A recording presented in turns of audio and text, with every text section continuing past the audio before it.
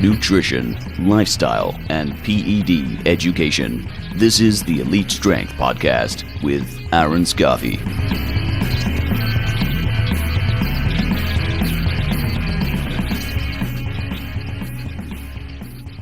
Hey guys and girls, welcome back to another episode of the Elite Strength Podcast, number 15 with Dr. Gabby Fundaro. How are you, my dear? I'm good. I am enjoying Arizona's version of winter, which is kind of like Australia's version of winter, like not very cold, so it's nice. I like that you think that that's not very cold, because here in Australia, everyone thinks it's very cold. Oh, I'm sure people who grew up in Arizona think this is very cold, but like I'm used to, 8 feet of snow and like the lake effect in Michigan. So this is luxurious. Totally fair. And how have things been with work and whatnot over there, considering, I guess, COVID's affected every country a little bit differently? It seems to be that you guys have a bit more freedoms than we do, or did.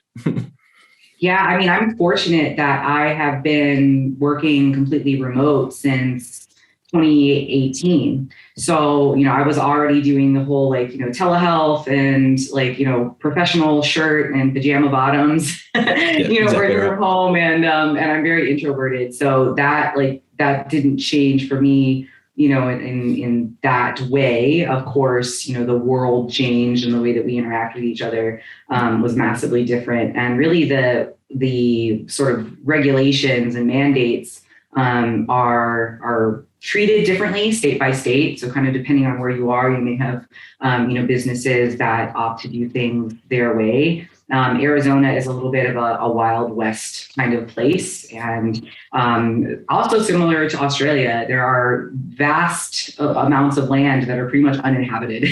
Yeah, fair. So we're not like as densely populated as some areas. But I can imagine, gyms and whatnot have been hit hard here. And so I definitely, feel for those people who've been more drastically affected. And I definitely missed traveling. I came back to the States from Madrid in March of 2020 and hunkered down. I mean, I just, knew that I was going to have to find a place to live long term and not be so nomadic. And just took my first real business trip this weekend when I went out to Virginia to film a pilot episode for that potential series on gut health. So that was an exciting little excursion. Yeah, I was going to say, it's been a little bit different for you considering you were traveling every other weekend, right? I know. It really went from, a mile a minute to just kind of being in one place for a long period of time. Totally fair enough. And I guess for the listeners, I guess I'm lucky. I know you, but I guess those that don't know you, what is it that you do? I should have started with that, but that's how this podcast goes. We always go backwards. Yeah. So I would say that it is a combination of lifestyle coaching and science communication. So the gut health hat that I wear is based on my foundation in my PhD from Virginia Tech. So I studied the gut microbiome and human metabolism. And I got into that when I left teaching. So I was a professor for 4 years teaching sport nutrition and exercise science and anatomy and phys. And I started speaking about gut health on the Revive Stronger podcast in 2017, I think was the first podcast I ever did. Way back. Yeah. I know. It was like a lifetime ago. And so my mission in that realm is to help people make informed decisions and to suss out the myths and misinformation in that sort of commodified area of gut health, which is the marketed version of the science of the gut microbiome. And the other side of my work is centered around helping people find a balanced relationship with their food, body, and movement. So whether that is, weight focused or a weight neutral approach, it's about helping people decide what it is that they really want to do. What is their real goal? Are they trying to get abs for the fun of having abs, or are they hoping that it's going to serve a greater purpose? And in that case, it might help to kind of dig deeper and figure out what it is that they're really trying to change for themselves. Yeah. So, sounds like a bit more of a holistic approach to coaching, right? Yeah, that's what I work with my friend and colleague, Shannon Beer, and we develops the comprehensive coaching framework and the spectrum of intentional eating. So yeah, we were trying to kind of operationalize these sort of best practices in behavioral change. And we borrowed from sort of the therapeutic world, and we made things non-therapeutic or used the sort of non-therapeutic versions like cognitive behavioral coaching instead of cognitive behavioral therapy to help people strengthen their own motivation to change and to align their lives more congruently with their values. Yep. So that is, sometimes a bigger project than plate planning, but it can start with something like as small as increased food flexibility, and it can then expand into other areas of their life. And it's cool to join people on those journeys. Yeah, that's cool. And I guess, how did that sort of evolve from your PhD doing sort of the microbiome stuff and the metabolism stuff? Because you were doing a lot of presentations, obviously. Was this business something that spurred from obviously being in lockdown, or was this before lockdown? Because from memory, I think you guys started it beforehand, right? Yep. This actually started in 2019. And while I was doing my PhD, I did a fellowship and a graduate certificate in pedagogy, which is the science of teaching and learning. And I was really interested in how people learn and how people feel motivated to learn. So, I wanted to know how I could help my students feel excited, get excited about learning and feel confident in their ability to learn and retain the information. And I did a lot of advising, and I started using an approach called appreciative advising, which is the advising version of motivational interviewing. So I had these sort of foundations and was really interested in, in the science of motivation. And then that led into learning more about willpower and self-control and realizing there are a lot of myths in that area. And I think at the heart of it, I'm just curious, and I like to kind of buff myths, and I like to help create effective dialogue, so I try not to be argumentative or, challenge people directly or call them out. There's plenty of opportunity to do that. But what I wanted to do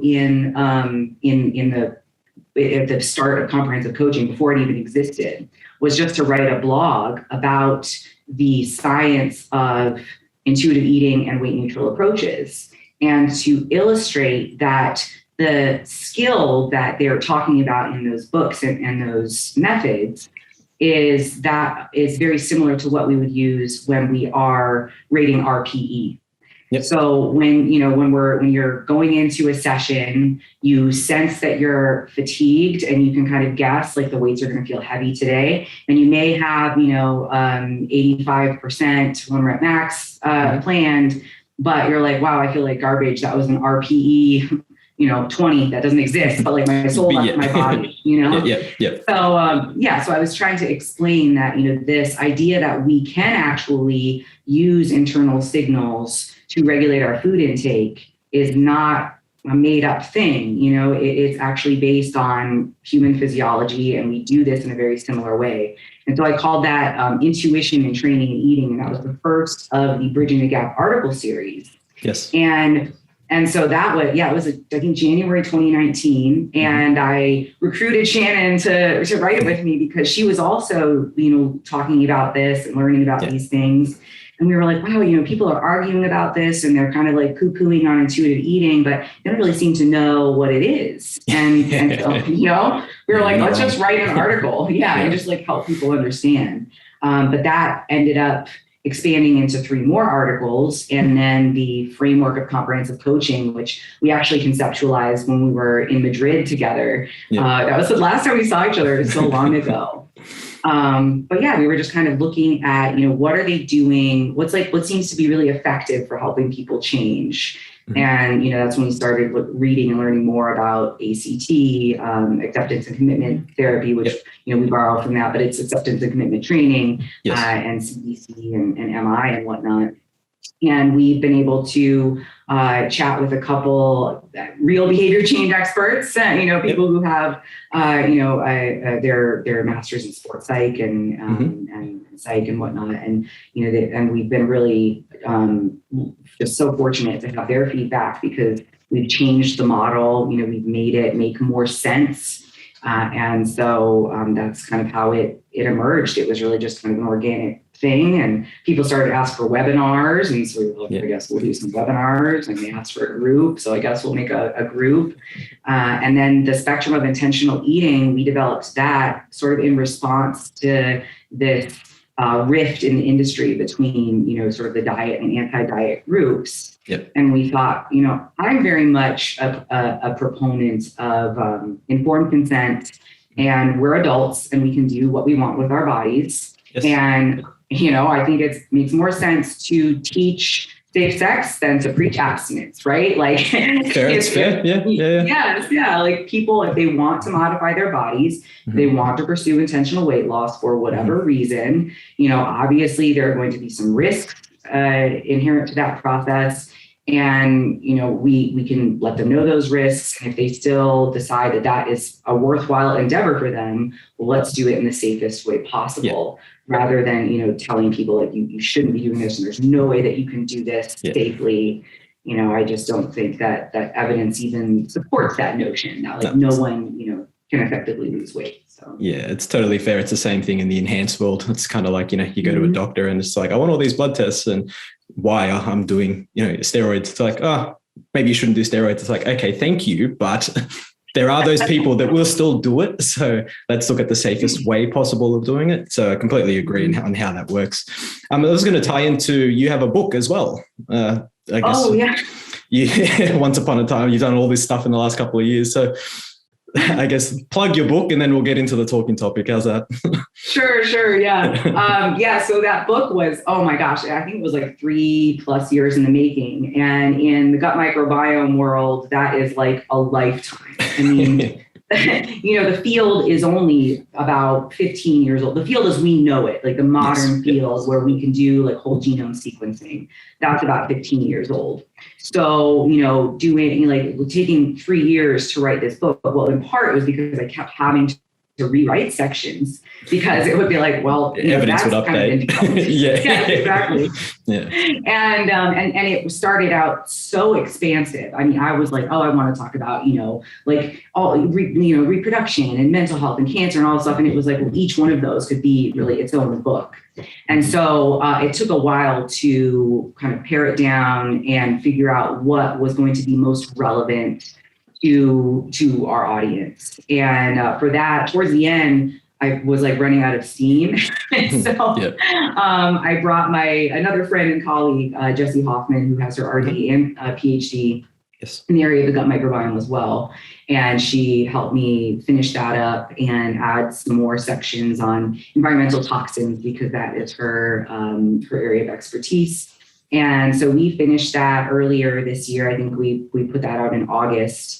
And sold. So it's through RP, even though I'm not an RP coach anymore, but that was like an endeavor that I had started with them, and so decided to go ahead and still have their seal on there and mine, and so that's a very practical sort of overview of the current body of literature, as of 2020 to 2021.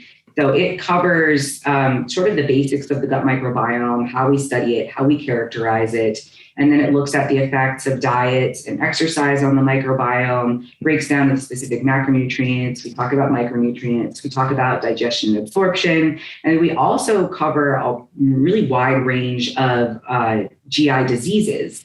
And we look at that in relation to characteristic sort of gut microbiome profiles, if they exist, and then a general overview of evidence-based screening and diagnostic tests. And we included those because, again, we wanted to support people's informed decisions. And we also have a big section on pseudoscience. So we cover, the things that are complete, just total myths. And then we also cover the things that are like, not quite a myth, but, it's not like a disease. So we've got, leaky gut in there, for example, and we have practical recommendations at the end as well, so people can have some take home sort of like actionable ways that they can support their health and, in their microbiome. Yeah, the pseudoscience part's probably my favorite part of the book. So it's always a good read. Like the actual real stuff, like pseudoscience. Like, this isn't true. Yeah, we're talking. This is what I want to read. I guess like that'll lead into the sort of talking topic. I wanted to talk about, I guess, bloating. So bloating is obviously a very common thing. I don't know if you've seen it much on social media, but it seems to be everyone's bloated all the time. Clients, coaches, cats, dogs, everyone. So I just wanted to get into a little bit about, I guess, the different characteristics of bloating, what can cause it, I guess, ways to potentially, negate it. And more so, I guess, for coaches as well to help clients. I guess, coaches aren't really probably qualified to, suggest things or give things. But I mean, if they have an idea, it can always help, I guess. Yeah, absolutely. I mean, the first recommendation that I always have, just because, we want to be cognizant of scope of practice and we want to make sure that we are mitigating risk and harm, is that if someone's noticing something unusual, I recommend going to their gastroenterologist, because that is the most qualified person to see when you have a GI issue. They are going to be running you through the valid clinical screening and diagnostic tests available to rule out the presence of a disease. And I think people balk at that a little bit because they're concerned that, with modern medicine, that they aren't going to feel heard or validated, or they go to the doctor, they do all these tests, and then, nothing is wrong. They don't really have an answer. And the lack of a diagnosis is still an answer. It means that, based on the tests that they've run, they haven't identified anything abnormal. They haven't identified a disease. Or perhaps they have ruled out other organic diseases, so diseases that would affect the tissues, and maybe you received a diagnosis of irritable bowel syndrome, and that is a functional disease. So the tissues look normal, but they are not acting in a normal fashion. And so there's going to be some sort of dysregulation there. Now, that's not to say that there aren't practitioners who might be, invalidating and abrupt and whatnot and in a hurry. And that's where, alternative medicine, I think, can help people feel more supported and heard and validated, even though the interventions that they're using are often not evidence-based. They do a really great job of helping people feel that, they're being heard and listened to. So, they can probably borrow, from that. We have to make sure that, like, even if the person, we have to validate their experience. So following that, depending on what is going on there, like if they do end up with a real diagnosis, like, great, you were able to help them figure that out. And now you can refer them out to a registered dietitian who can help them if they have like a clinical need. If not, if it's a clean bill of health, then okay, it's very likely something dietary, or it could be something lifestyle related.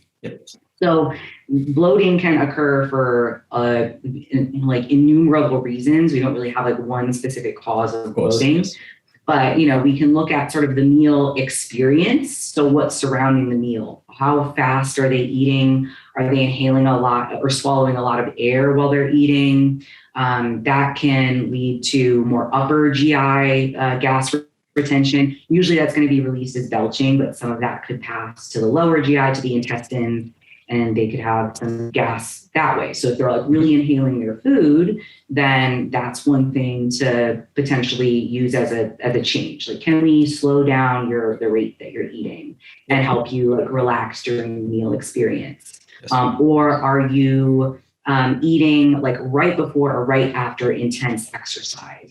And if that's the case, then it may be that the mechanical stress, the jostling from the intense exercise, and also shunting blood away from the GI tract, that could potentially delay gastric emptying. It could reduce the absorptive activities of your gut, and then that could potentially lead to some bloating. So that's sort of another lifestyle intervention. How can we modify nutrient timing to prevent feeling bloated? But a lot of it is probably going to come down to a person's diet. So especially when we're looking at competitors and people who are trying to manage or modify their body composition, they're going to be likely eating some amount of sugar alcohols, and not to knock those, but like those are a primary cause of bloating, and they're probably going to be eating a lot of high volume foods, a lot of fruits and vegetables and whole grains, because they're trying to manage hunger, and that can lead to bloating as well. So when it comes to dietary modifications, looking at the FODMAP content, so that's the fermentable oligodimonosaccharides and polyols. So those are very common in vegetables, beans, a variety of fruits, and whole grains. But not all whole grains, but like wheat is one that contains fructans. Mm-hmm. So it doesn't have to be like a super in-depth, restrictive elimination style process. Like there's the sort of the traditional low FODMAP process is pretty intensive, but a person could potentially look at the highest FODMAP foods, the ones that contribute most to bloating, which would be things like garlic and onion, cruciferous vegetables, beans, and just one at a time, remove them for a couple of days, see how they feel, bring them back in. And that's a way to systematically determine what foods might be contributing most to their bloating. Yep. And then when it comes to sugar alcohols, those are going to be universally malabsorbed. Like that's sort of the purpose, right? The point, yeah. So, reducing sugar alcohol intake, that's going to be really helpful.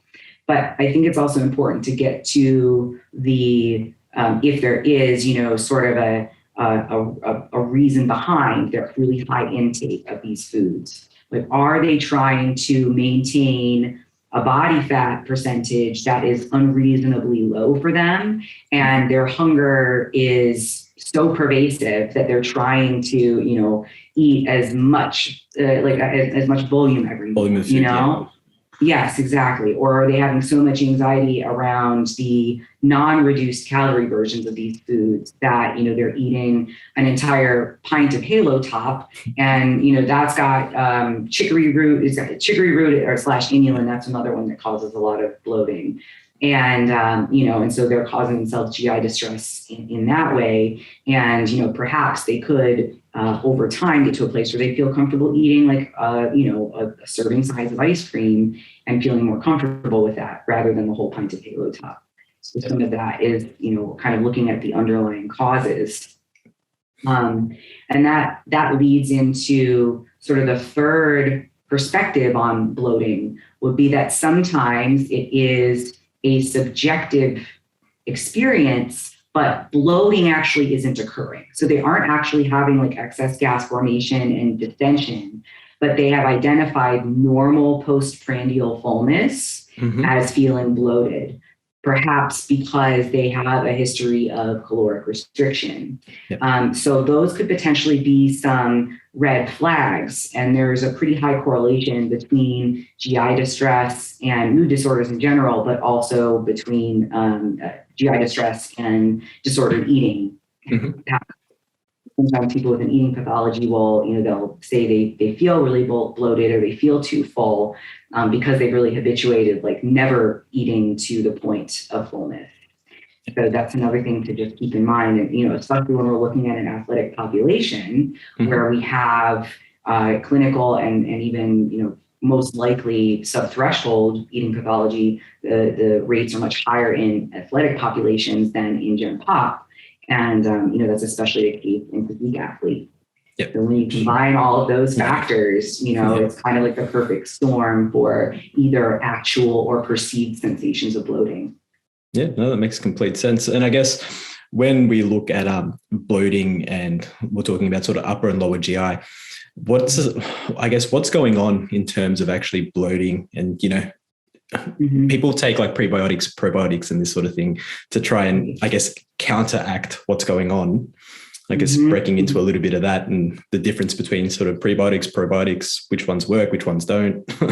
If anything helps. Well, it's funny because so prebiotics are carbohydrates that are used preferentially by microbes that are known to be beneficial.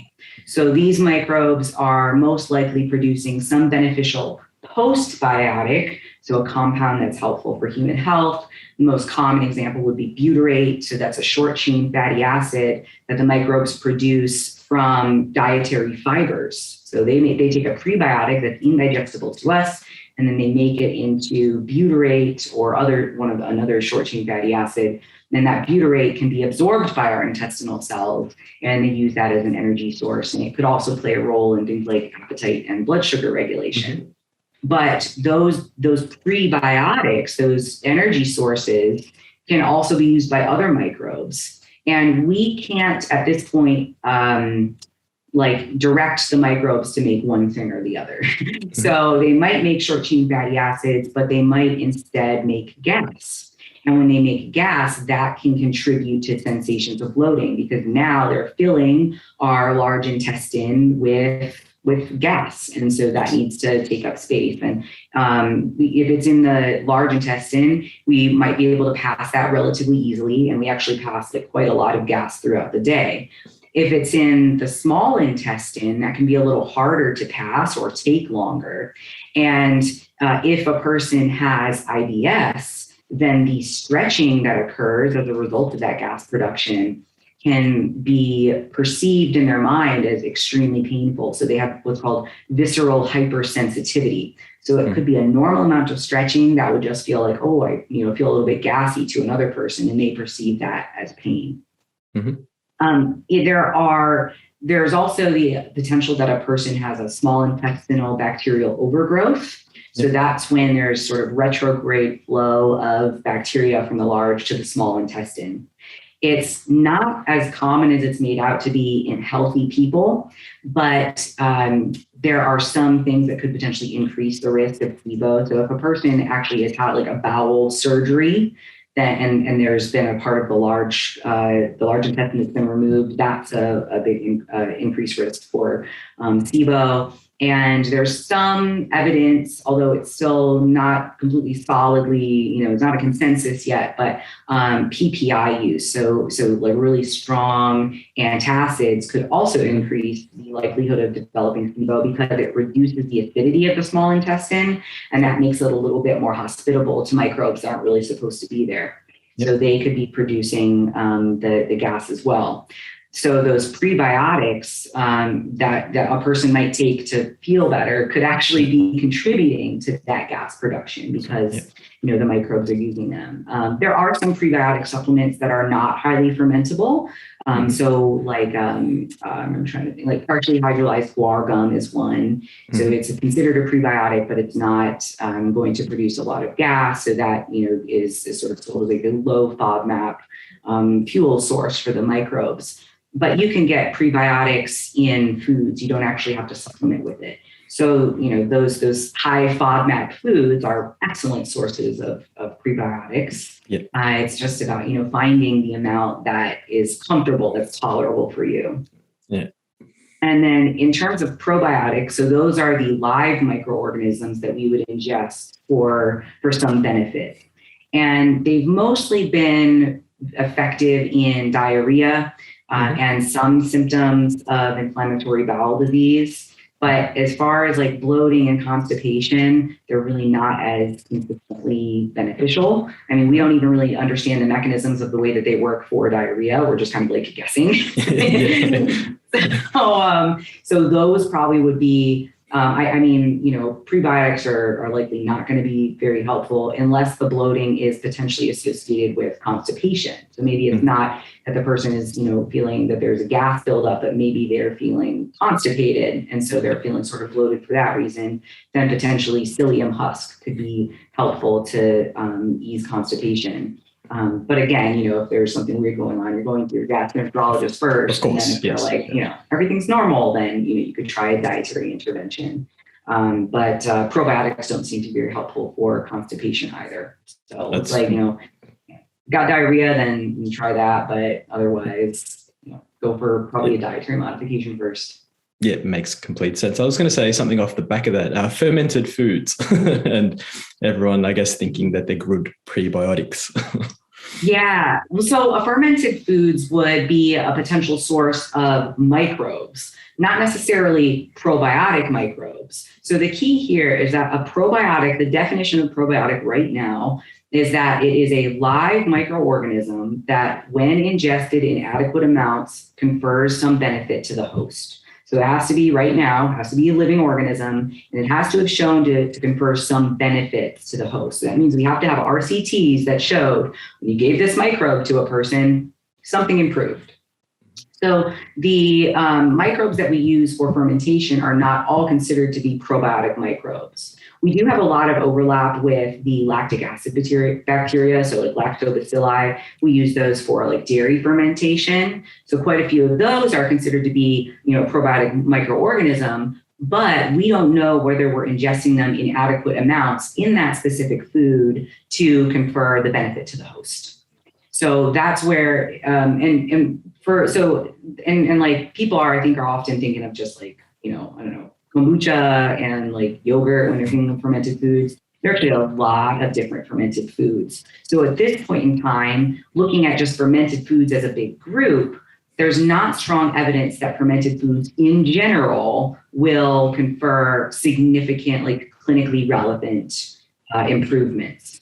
The exception to that would be dairy. So fermented dairy is actually considered a probiotic food because it's been shown that it improves lipid profiles and a couple other things that I can't remember right now. But it's like, okay, we've got enough evidence to say like this is actually a probiotic food. It's conferring benefit with these live microorganisms that are apparently in an adequate amount, to confer a benefit. The recent study that came out that was looking at it was comparing, high increasing fiber intake to increasing fermented food intake. That like rustled a lot of jimmies because there were some groups who were saying, oh, this showed that increasing fiber increased inflammatory markers. So in fiber, fiber must be inflammatory. And, there are people like, oh, that shows that we shouldn't be eating plants, like, hashtag carnivore. Yeah, and then you had this other, you had this other group that was like, hey, look, the fermented food group saw reductions in these inflammatory markers. So fermented food is anti-inflammatory. That's not what that research actually showed. For one thing, we had no control group. So we don't know whether there are changes in inflammatory markers, what about, or just as a result of time. Yeah. And we had, really like these people had we had kind of two different interventions. We had one group that increased their fiber intake. Well, that alone, like what is the fiber intake going to do compared to a control? And then a group that increased their fermented food intake. Well, what did that do compared to a control? Because they both started, the fermented food group, and then the fermented food group also could have potentially increased their fiber intake by way of those fermented foods. Yeah. So, we have to kind of like keep those things in mind. And also when you look at the inflammatory markers in both groups, they were normal at the start of that study and they were normal at the end of that study. That'd be right. So I'm like, so we took healthy people and then we, underwent this dietary modification and then their inflammatory markers changed. And yes, it was a significant change in opposite directions, but we don't know whether that was an effect of just time. And we don't know, and we don't have any evidence to suggest that it was like clinically meaningful. Like, did we take people who are not healthy and then help them become healthy? I would say no. We took healthy people and they're still healthy before and after. Yeah, exactly right. So it makes complete sense in that it was basically non-significant, right? Right. Yeah. It's like we've got statistical significance, but is it like, physiologically significant? This is significant. Yeah, it's not at all. Healthy at the start, healthy at the end. It's like, okay, cool. Yeah, right. Exactly. Yeah. So it's like, okay, fermented foods like won't harm you if you eat them. That's great, but neither will fiber. So it was really interesting to see that, and then there are microbial changes as well, which makes sense with any dietary modification. But again, we don't know whether it was the fermented food, like the fact that it was fermented, or was it those foods? We do get microbes from any food that we eat, whether it's like a microbe from someone's hand that touched the apple and you didn't wash it off, or it's the microbes that are living inside the stems of the plants after we plucked them and we eat the salad, or if it's microbes that have been added in order to culture a food. So we're getting microbes from our food all the time. And there's some evidence that, yes, we're ingesting those microbes from that fermented food. But we could also be increasing the numbers of our native microbes by increasing our fiber intake and providing them with more nutrients. So it's sort of like this black box of like stuff that we don't really know and we can't control, which is why we have to be, I think, conservative about the way that we're interpreting data like that. Yeah. So I guess the question off that then would be, when we look at something like, say, the carnivore diet that basically, completely exclude an entire food group, how does that affect, or what effects could that potentially have on the microbiome? Because aren't we looking at a whole range of type of foods we're wanting to ingest so that we have, what we call a healthy or deemed a healthier microbiome? Mm-hmm.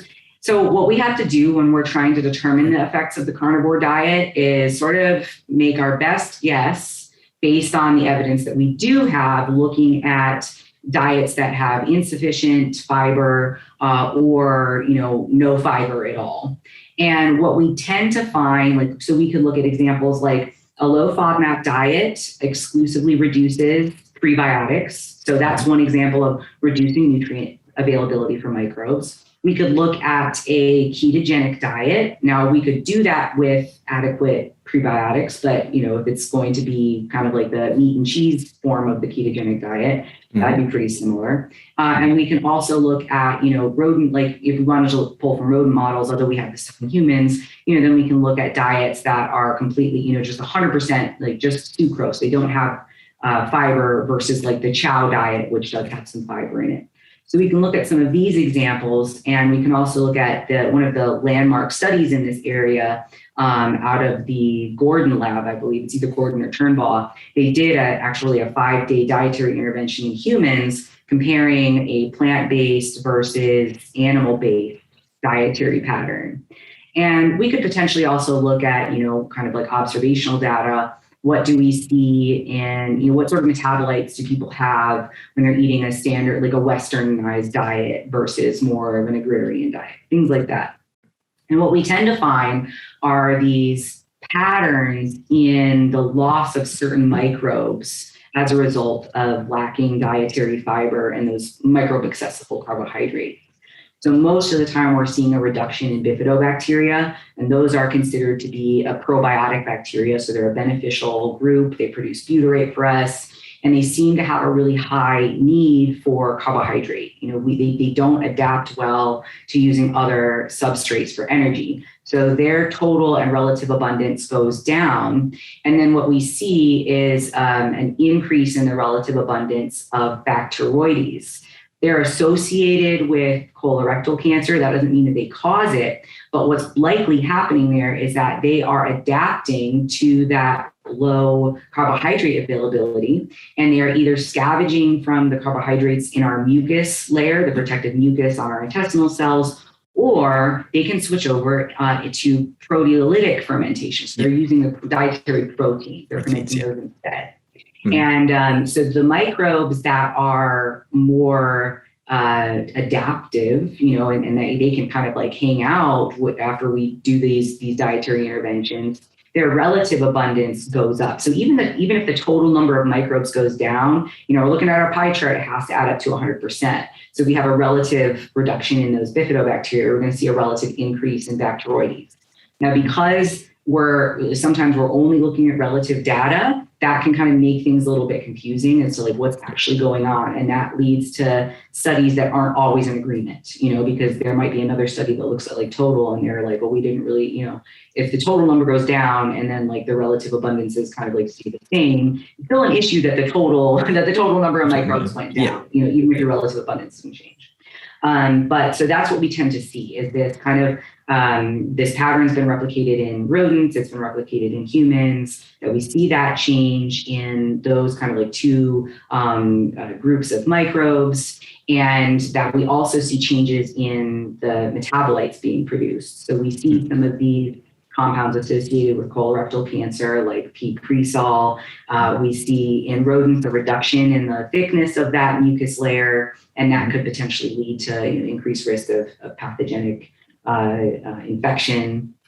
And so, it looks like it's probably not a great idea, if you're trying to do that from a sort of a gut health perspective, and especially because we don't actually have any studies on the carnivore diet itself. We don't know what the long-term effects could be on the microbiome. We can see what they could be, in terms of other aspects of human health. So, people are kind of pulling from anecdotal reports that people feel better when they go on the carnivore diet. So this is where we kind of get to the separation between like what's happening in your microbiome versus what your subjective experience might be.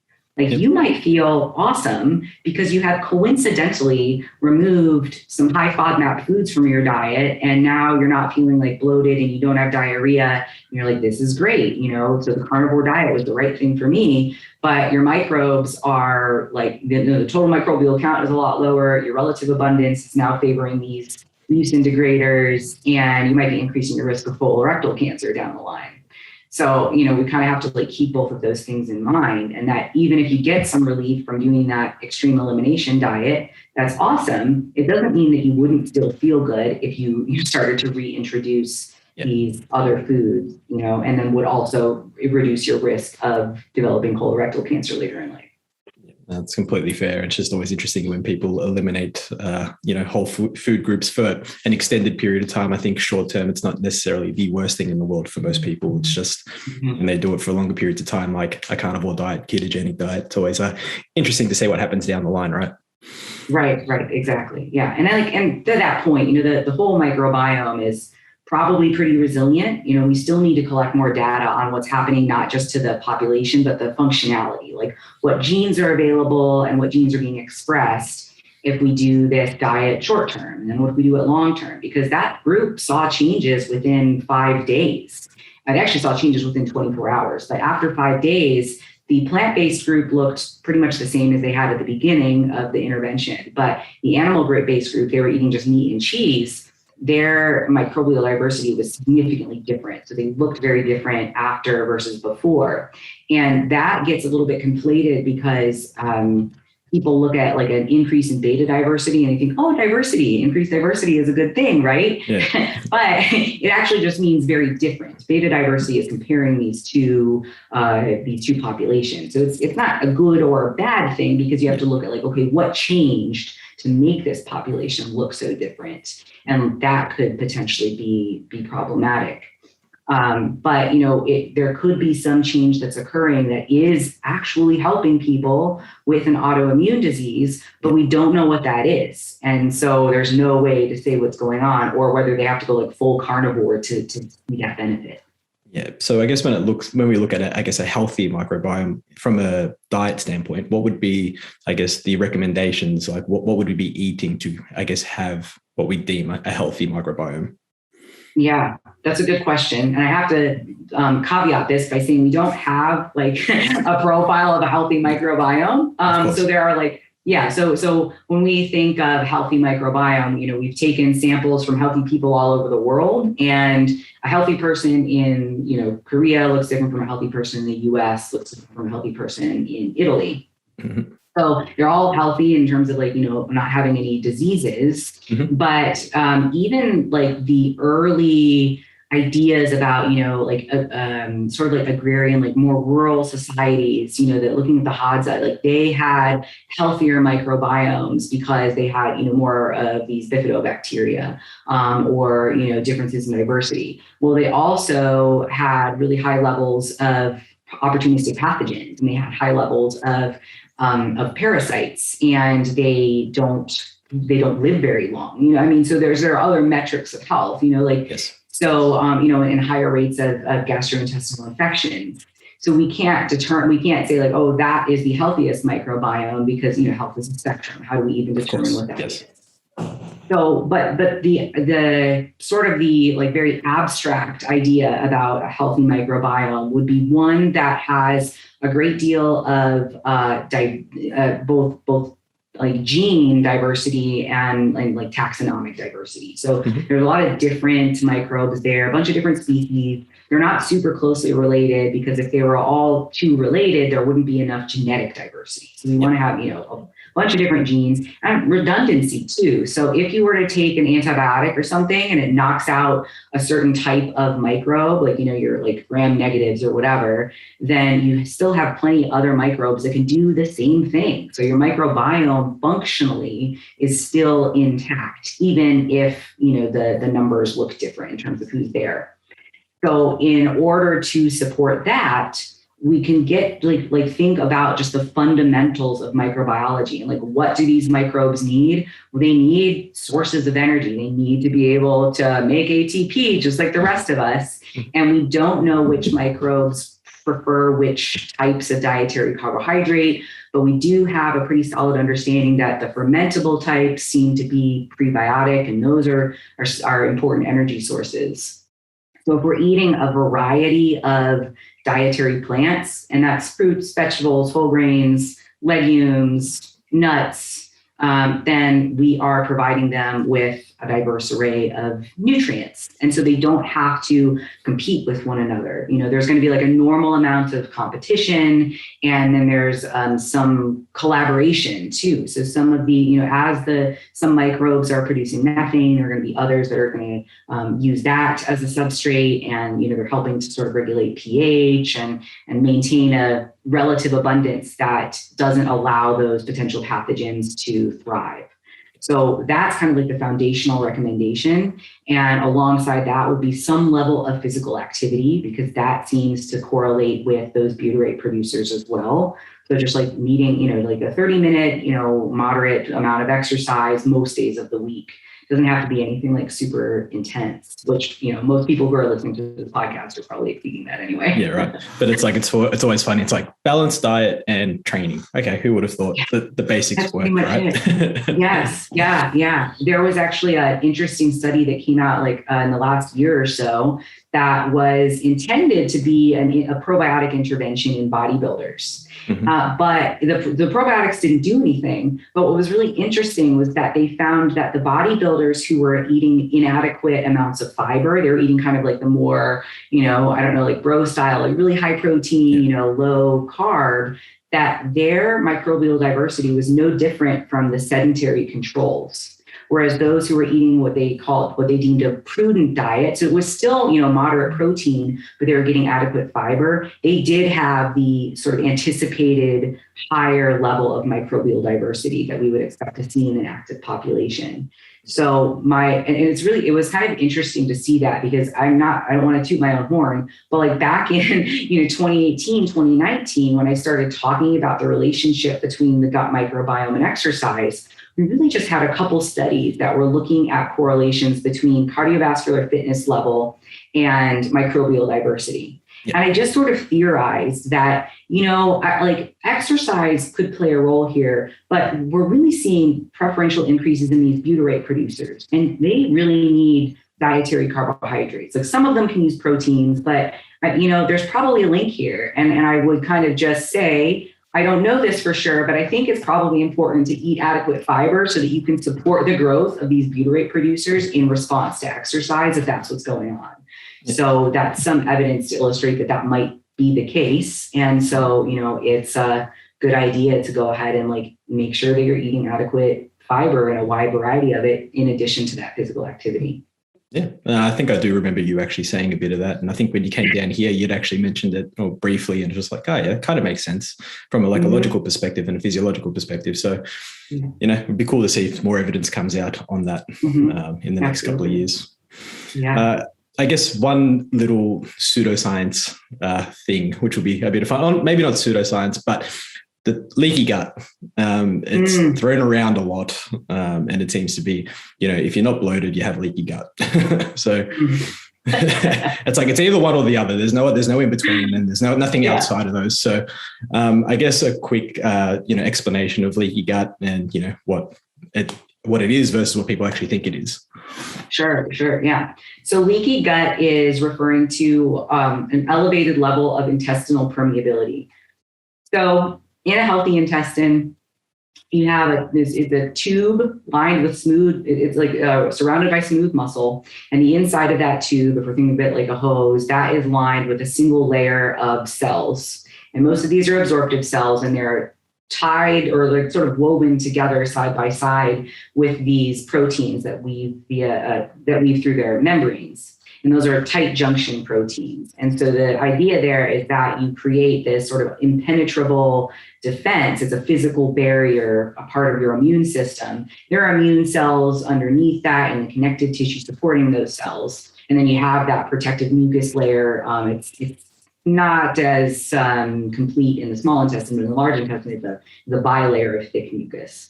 So theoretically, if a person is in a diseased state, so some of the diseases that are associated with an increased risk of intestinal permeability would be like inflammatory bowel disease, non-alcoholic fatty liver disease, IBS-D, that what might be happening is that those proteins between the cells are becoming damaged or dysfunctional in some way. And so the cells have a little bit of extra space in between them. And that allows for the leakage of toxins, of small peptides and things that wouldn't normally enter circulation. And that can lead to low-grade inflammation. And Patrice Clowney, his group was the first to characterize and sort of conceptualize this idea of metabolic endotoxemia, because they found that people who were eating a high-fat meal, they gave them a high-fat meal challenge, and then they measured a lipopolysaccharide, which is an endotoxin. It's a toxin that comes from certain bacteria. And they saw that that was higher. There was sort of this time course of like a peak of endotoxin after they ate a fatty meal. And they didn't see this when they had a high carbohydrate meal. So they theorized that potentially like high fat feeding could increase the leakage of this LPS, and then that binds to immune receptors and on other tissues and causes some metabolic dysregulation.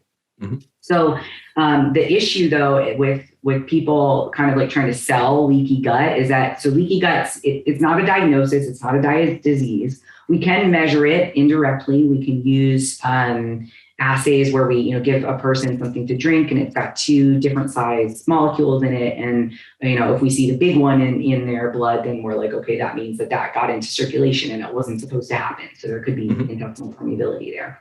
And then we can also measure markers of a protein that has an inverse correlation with those tight junction proteins. So if a protein is high, that means that those tight junction proteins, their expression might be low. So there might be like a lower level, but we don't have a cause-effect relationship between leaky gut and anything else. There are actually no outward symptoms of leaky gut. So when people are like, oh, brain fog, GI disease, whatever, nope, you would not know if you had it. It's just that if you have one of these diseases, you have an increased likelihood of having altered intestinal permeability. Mm-hmm. But, again, we don't know whether that's a cause or consequence. And at this point, it's more about preventing the associated disease than it is about necessarily treating leaky gut. Although, if a person has inflammatory bowel disease, then, treating that could help to heal those tissues. Yes, of course. And mitigate that.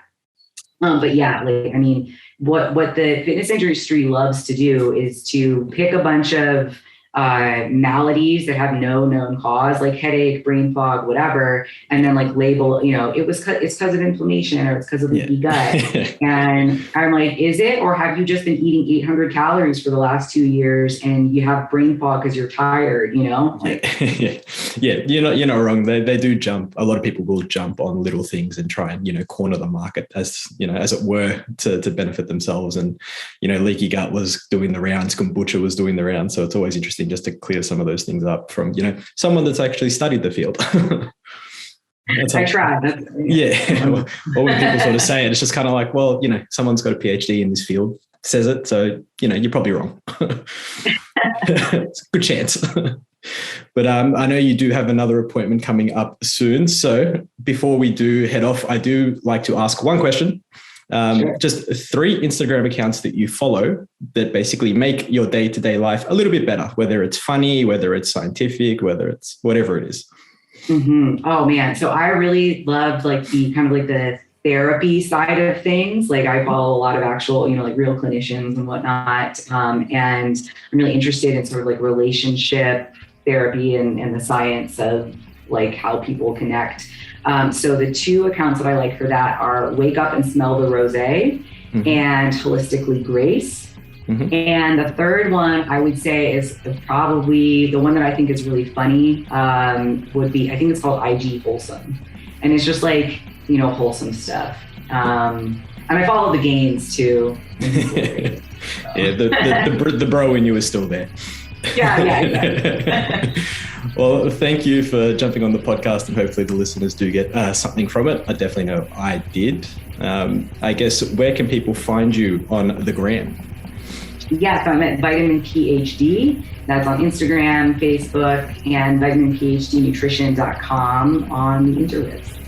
Perfect. I'll make sure that we put a link to your book as well, and all your links to all your stuff. Thank you for jumping on. It was great to have a chat with you again. It was wonderful. Hopefully we have you on again soon. Absolutely. Thank you very much.